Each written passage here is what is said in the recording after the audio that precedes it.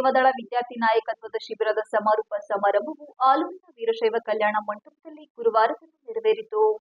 ಕಾರ್ಯಕ್ರಮದ ಅಧ್ಯಕ್ಷತೆಯನ್ನು ತಾಲೂಕು ಸಮಿತಿ ಅಧ್ಯಕ್ಷರಾದ ಆಲೂರಿನ ಎಂ ಬಾಲಕೃಷ್ಣರವರು ವಹಿಸಿದ್ದರು ಮತ್ತು ಅಂದಿನ ಧ್ವಜ ವಂದನೆಯನ್ನು ಆಲೂರು ತಾಲೂಕು ಸಮಿತಿಯ ಉಪಾಧ್ಯಕ್ಷರಾದ ಶಾಂತಕೃಷ್ಣರವರು ನೆರವೇರಿಸಿದರು ಮತ್ತು ಕಾರ್ಯಕ್ರಮದಲ್ಲಿ 4 ದಿನಗಳ ಕಾಲ ಕಲಿಸಿದ ಪ್ರದರ್ಶನ ವ್ಯಾಯಾಮವನ್ನು ಪ್ರದರ್ಶಿಸಲಾಯಿತು ಹಾಗೂ ಸರ್ವಧರ್ಮೀಯ ಪ್ರಾರ್ಥನೆ ನಂತರ ಜಿಲ್ಲಾ ಸಮಿತಿ ಸದಸ್ಯರು ಮತ್ತು ರಾಜ್ಯ ಸಂಪನ್ಮೂಲ ವ್ಯಕ್ತಿಗಳು ಆದ ಬಿಎನ್ ಮಹೇಶ್ ಅವರು ಎಲ್ಲರನ್ನು ಸ್ವಾಗತಿಸಿದರು ಮತ್ತು ಕಾರ್ಯಕ್ರಮದ ಅಧ್ಯಕ್ಷರಿಗೆ ಗೌರವ ವಂದನೆ ಸಲ್ಲಿಸಿದರು. ಕಾರ್ಯಕ್ರಮದ ನಿರೂಪಣೆಯನ್ನು ಜಿಲ್ಲಾ ಸಮಿತಿ ಸದಸ್ಯರಾದ ದೀಪ ಮಹೇಶ್ ಅವರು ನಿರ್ವಹಿಸಿದರು ಮತ್ತು ಸಮಾರೋಪ ಭಾಷಣವನ್ನು ವಲಯ ಸಂಘಟಕರಾದ ರಾಣಿಯವರು ನೀಡಿದರು. ಶಿಬಿರಾರ್ಥಿಗಳಿಗೆ ಶಿಬಿರದ ವರದಿಯನ್ನು ವಾಚಿಸಲಾಯಿತು ಮತ್ತು ಶಿಬಿರದ ಅನಿಸಿಕೆಯನ್ನು ವ್ಯಕ್ತಪಡಿಸಲಾಯಿತು. ನಂತರ ಮುಖ್ಯ ಅತಿಥಿಗಳಾಗಿ ಭಾಗವಹಿಸಿದ್ದ ವೀರಶೈವ ಕಲ್ಯಾಣ ಮಂಟಪದ ಅಧ್ಯಕ್ಷರು ಹಾಗೂ ಸಮಾಜ ಸೇವಕರು ಆದ ರೇಣುಕಾ ಪ್ರಸಾದ್ ರವರು ಮಾತನಾಡಿದರು ಹಾಗೂ ಜಿಲ್ಲಾ ಸಮಿತಿ ಸದಸ್ಯರಾದ ಎಸ್ಎಸ್ ಶಿವಮೂರ್ತಿರವರು ಶಿಬಿರಾರ್ಥಿಗಳಿಗೆ ಪ್ರಮಾಣ ಪತ್ರ ವಿತರಣೆಯನ್ನು ನೆರವೇರಿಸಿದರು ಮತ್ತು ಕಾರ್ಯಕ್ರಮದಲ್ಲಿ ಮುಖ್ಯ ಅತಿಥಿಗಳಾಗಿ ಆಲೂರು ತಾಲೂಕಿನ ಭಾರತ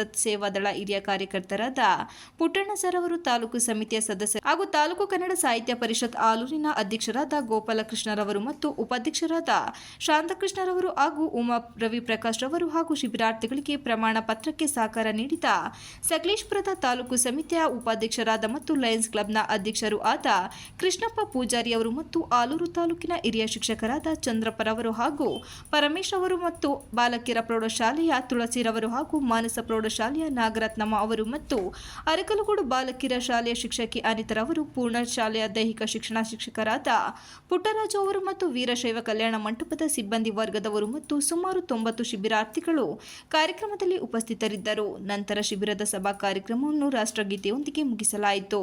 ನಂತರ ಧ್ವಜ ಕ್ಷೇತ್ರದಲ್ಲಿ ಧ್ವಜಾರೋಹಣಕ್ಕೆ ಮೊದಲು ಶಿಬಿರಾರ್ಥಿಗಳಿಗೆ ಸೇವಾದಳದ ಸ್ವಯಂ ಪ್ರತಿಜ್ಞೆಯನ್ನು ನೀಡಲಾಯಿತು. ಕ್ಷೇತ್ರ ಶಿಕ್ಷಣಾಧಿಕಾರಿಗಳಾದ ಎಜೆ ಕೃಷ್ಣೇಗೌಡರವರು ಹಾಗೂ ದೈಹಿಕ ಶಿಕ್ಷಣ ಪರಿವೀಕ್ಷಕರಾದ ಶ್ರೀ ಗೋವಿಂದೇಗೌಡರವರು ಶಿಬಿರದ ಯಶಸ್ಸಿಗೆ ಸಂಪೂರ್ಣ ಸಹಕರಿಸಿದರು. Pradeep, TV 46 Malenadu news, Aluru.